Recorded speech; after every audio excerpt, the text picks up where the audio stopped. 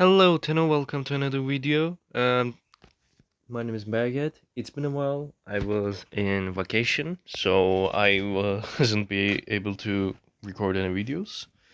So for this video, I want to do something special. Instead of like my regular, I just play the quest and just don't have any commentary.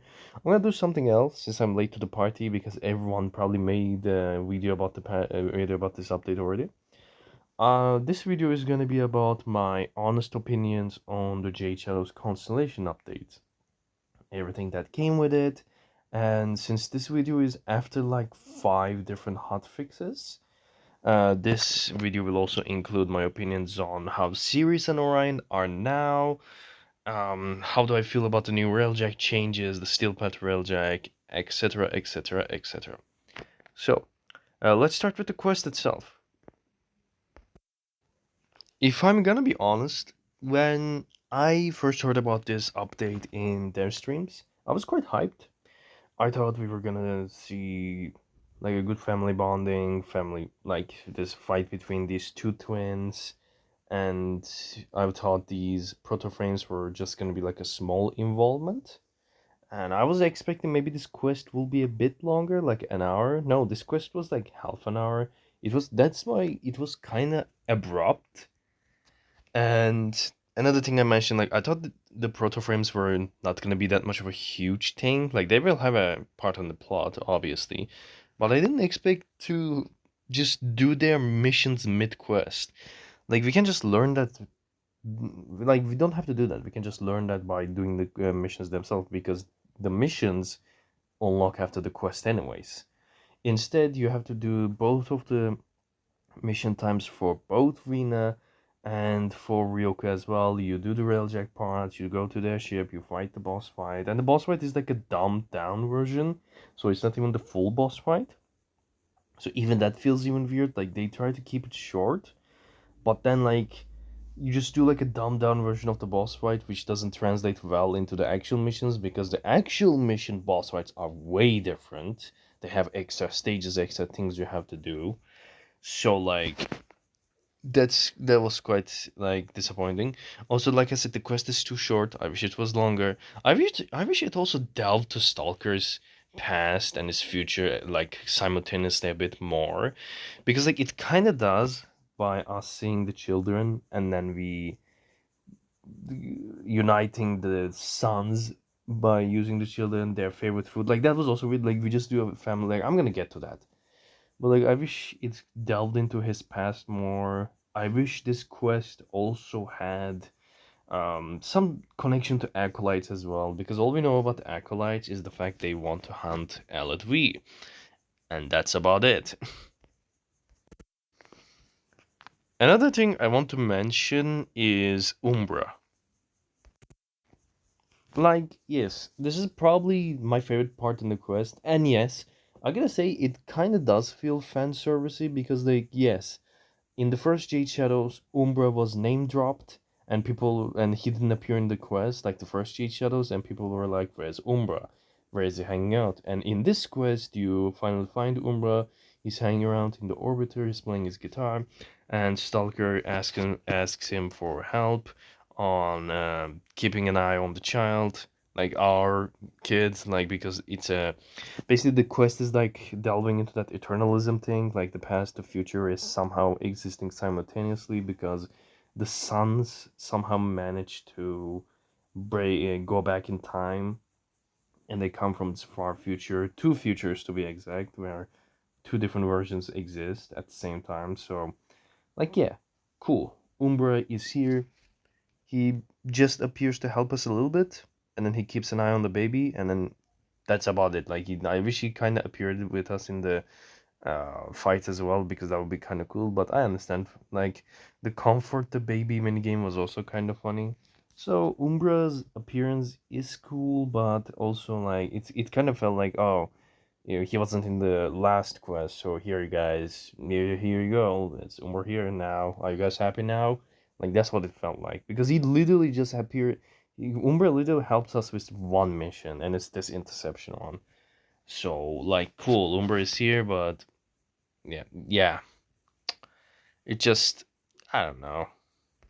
And then, like I mentioned, this is my like. I still don't know why did they just shove this. Like, I understand the plot. Oh yeah, Rina and Ryuko is um caused this future. We must defeat them to free our sons from this brainwash. They could have done this differently. Maybe it could have been like a fight where we lure Ryuko and Rina by talking to our sons first instead of fighting the proto frames. Like, in my opinion, if we talk to our sons, maybe we mention Jade, and then the sons will join us, and then the proto frames will attack us. Like, it will be like a big fight, like a group fight. Maybe that would be cooler because this just feels like a tutorial, to a dumbed down tutorial to fight these railjack bosses, which is, like I said, it doesn't translate well because the actual mission is way different and the boss fights are different as well. So these railjack parts of the quest kind of feels unnecessary.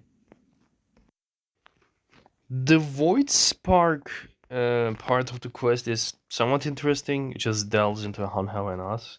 What could have been, the things that we actually wanted to see, like the past haunting us, trying to find this void thing. Hanhao mentions his own children, which is Nata. And then when we activate this thing, we have to fight a boss fight, which is basically Jade Mockery, if I remember correctly, which is also really cool. I also kind of like this scene of like, oh yeah, Orion and Sirius are forever fighting throughout time, and then they just one always kills the other. So we are trying to stop that too. And then yeah, like I like the Jade Mockery boss fight because it's pretty cool. Like I wish the railjack parts weren't there and we were actually throwing to the void like this Proxima void derelicts, try to find these fragments and such, and then finally we fight this Jade Mockery. Like that could have been cooler than doing those railjack parts. I digress. The last part of the quest cinematic is also pretty cool. Hanhao sacrifices himself to the Pontus Tower to help us. I like the cutscene where like Umber is protecting the child against, his future selves. That's also quite neat. And then, but like then the cutscene just cuts into like the family cookout. That's so funny to me, which I'm gonna show right now. Like, oh, to mend the wounds, to keep the sons together, make happiness. You must cook food now. Umbra, we have to cook. This final part is the part that I think like I wish this quest was longer because yes, Hanhao sacrifices himself to make things better, and then we go to this Pontus Tower from the past where oh now we have to mend the family. We have the sons, we have the children, and now we have to cook. Like I just can't take it seriously. Like oh we did all this, we fought this proto frames, time waste, and then we get the void thing, which in my opinion getting the void spark should have been a longer storyline than the fighting the proto frames, because they just like die and do nothing else in the quest. They just like appear in the start, you defeat them, and that's it. Like nothing else happens with them. The void spark storyline should be the main thing in my opinion. And then yeah, we just go this, like this part is cool because like it mentioned, like it has remnants of Stalker's Pass, and then we start cooking. The ingredients can be a little bit hard to find unless I like forgot to listen to a part. It was fun to do, but like yeah, you cook the food, you fix the things, and now both of your sons love you. Yay, happy ending. It feels so abrupt. It feels fan servicey. It feels incomplete. It's eh, like it gets the message. Also, the fact they killed the third Orb Mother for this, by the way. The third Orb Mother is it was supposed to be a boss fight in Orbelis.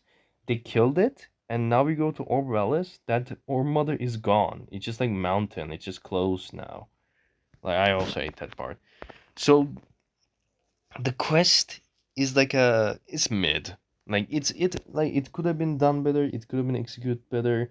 The protoframe railjack part feels shoehorned in. I like the void spark part. I wish it was more focused on that. Maybe we could have found different fragments and it just built up to this. The last cookout, family cookout, is funny. But it's a quite cool way. It's just a reminder of memories like back in the day. If you had a family, you would eat dinner, you had breakfast with your family. Like, yes, I like that's a good idea for, yes, how can we just connect these people and connect this family back again? I like that idea. But like this quest feels like it could have done more. So, let's get into the next segment of this video where I will talk about the new Warframe and their weapons. Alright, so we have new Warframes, new weapons in this patch. Sirius and Orion, Pride and Red, Stynax Prime, Aphentis Prime, and Atodai Prime. I believe that's all. So let me quickly talk about them. So Sirius and Orion, I tried them a little bit. They seem quite fine. Um, when they first launched, I wasn't able to play with them, but apparently they were kind of weak, especially the second ability of, I believe it's Sirius, the green one, where it won't deal enough heat damage. It was a status chance, but then they buffed it in the recent patch notes, like the hotfix. So Sirius and Orion feels like they're fun Warframe. I like their abilities. But a slight problem with the fourth ability where they fly around, they can get stuck on the map if it's a tight map because there's a bunch of maps that are just closed off. But overall, uh, as long after a Warframe like Folly, Sirius and Orion feels kind of, yeah, they're cool. You summon a black hole, you can control where it goes, you can throw your sight at it, you pull enemies together, you blow them up. You have a healing area, you have damage reduction, so you can have self sustain. You have power efficiency. You now have guaranteed heat, so you can do some arcane hotshot funnies. So yeah, they're quite cool. The animations are cool too. Um, they don't feel like groundbreaking, but like I like the idea. It's like a different flavor of Equinox, where you have two bodies. And I also like the fact you can build them separately. You can. I think they share the form. I don't know. I think they share the forma. They might not. They both have universal polarities, so that's also pretty cool. The sights, however, um, like Pride and Red, their sights alright. One of them is focused on crits, one of them focused on status. The signature sights. I mean, sure, they can probably have better stats if they, like I know they're not like prime weapons, but they could have had better stats signature weapons especially and they are sites sites have competition between each other with like hate in Karnan, harmony being a nuclear single target plus AoE with influence or afflictions, and or they are heavy sites now with Talus in Karnan, etc. So Pride and Red feels somewhere in the middle like Reaper Prime. So that's what I'm gonna say about them. I'm probably gonna make a separate video on Sirius and Orion after I mess around with a bit more. I'm probably gonna mention Pride and Red in that video. I'm not gonna make a separate one. So let's get on with the Stynax Prime. Stynax Prime might get his own video too, but I'm gonna think about it because it's just a Prime. It's cool. Stynax Prime himself, awesome. More polarities, better builds.